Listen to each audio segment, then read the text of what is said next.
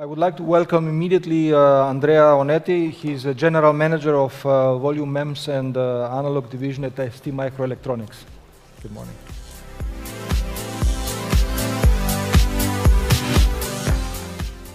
Good morning to everybody. My name is Andrea Onetti. I'm in ST since 25 years. And I'm responsible of a good bunch of semiconductor products that are very much compelling to support the IoT business. What we are going to explore together in the next 25 minutes, in the next 15 minutes, is the possibility to see how products and technology development can influence the so-called Internet of Things. And what you can have as a solution from ST in order to take advantage of the big ecosystem of this product and technology portfolio that is available from semiconductor company. Internet of Things. Everyone, when talking about Internet of Things, is putting his mindset to something digital. Byte, data processing, computing. This is the normal way where we are now configuring the IoT in our mindset.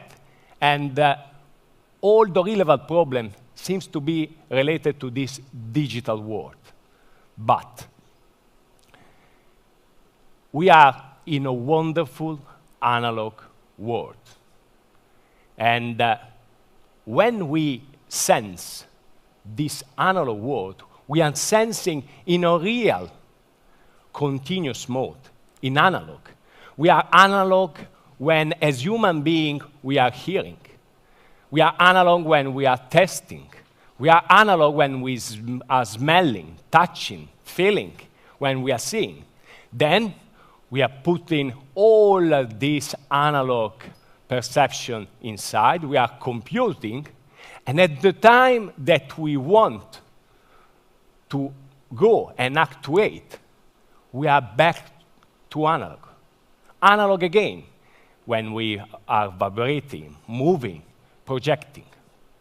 So analog is one of the absolute pillars of the Internet of Things.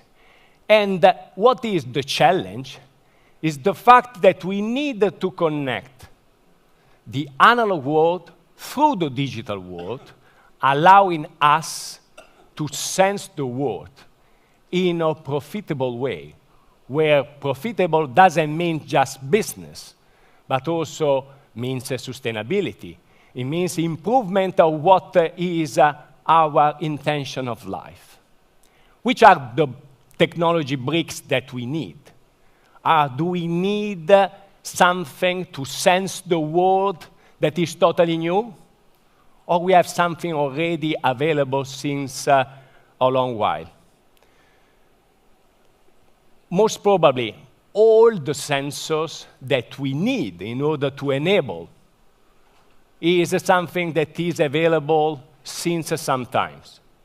A compass is back to, in terms of invention, to 400 before Christ. All gyroscope, accelerometer, barometer, microphones, thermometer are invention of the 18th and 19th century.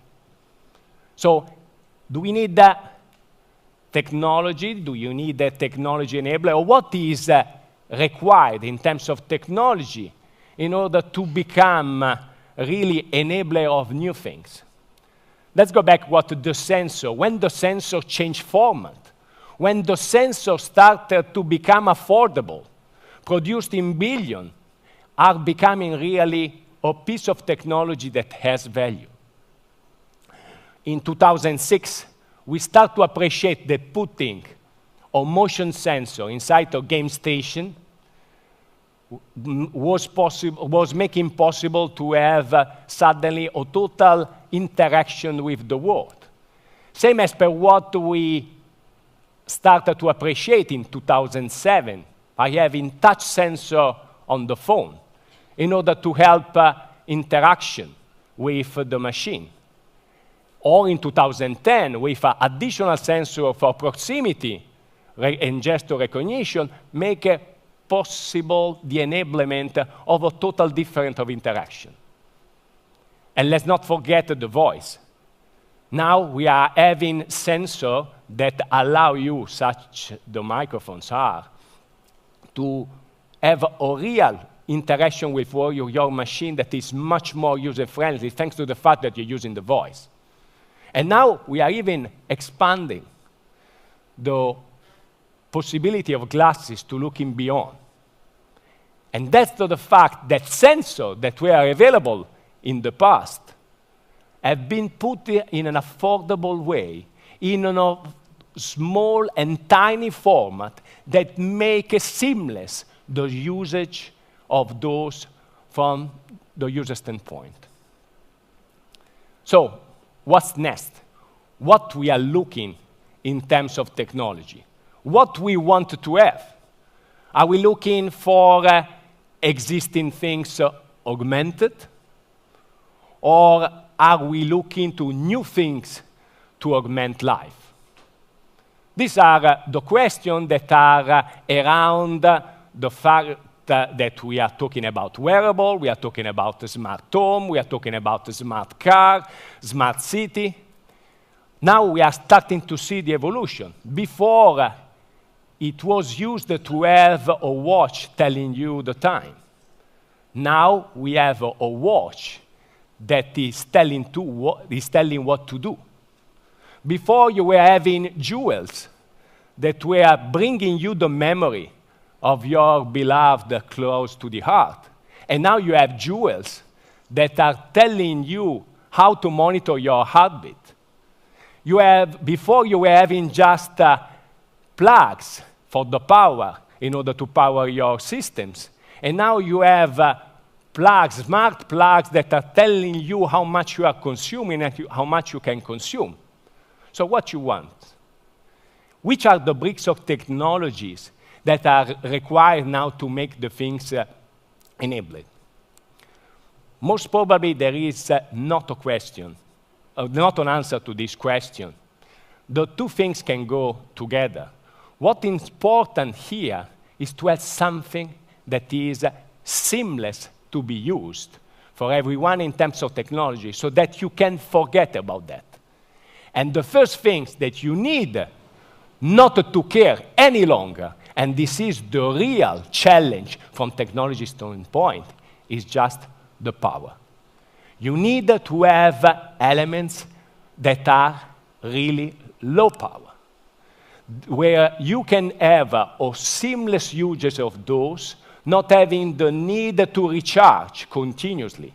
You want to have a smarter connected sensor that can operate closer to the system and then to the cloud for years without need really of power to recharge. This is the challenge, but it's something that in terms of technology from semiconductor standpoint, we are already approaching. The building blocks of Internet of Things are not far from being real. We have all the bunch of different sensor actuators.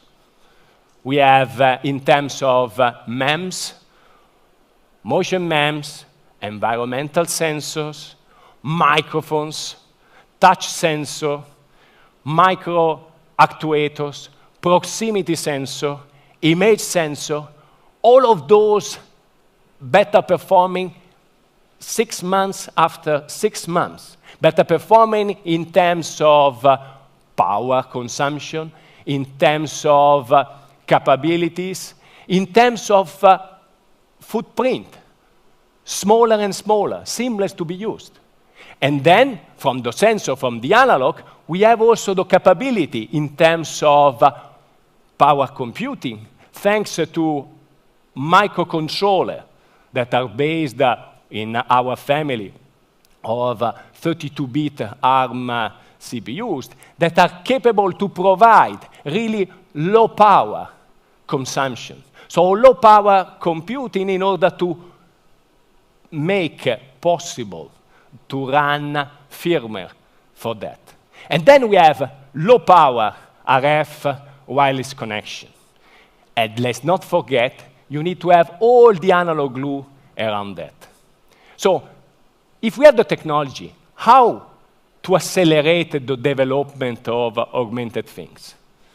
There is one important piece. We need to change the paradigm in the way we are offering the technology. It's not any longer as before, just a two-way discussion between the technology supplier and the product manufacturer, the big guys that are talking each other. What is the real enabler for Internet of Things is the possibility to lowering the barriers for developer, to bring the technology to everyone who has an idea, in order that can go seamless from the idea to the market in a very fast, flexible, and affordable way, based, where possible, on commercial components.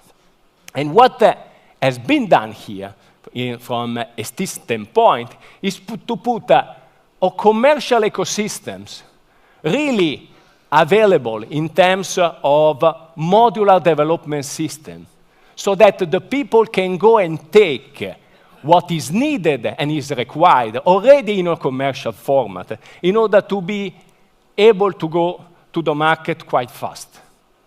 So the possible answer from the technology is not just to go and run towards the next step. The possible answer for the technology developer is to start to interact to other actors for a seamless connection in order to broaden the ecosystem. And this is the key point of today's discussion. What you can have from ST is the possibility now to leverage on technology, on a technology that has already all the major building blocks, both in analog and digital, with the common name of low power, in a seamless way in order to go and approach the developer. So this is what you can get from ST, and this is what you can get from a big semiconductor company in terms of answer for the Internet of Things challenge.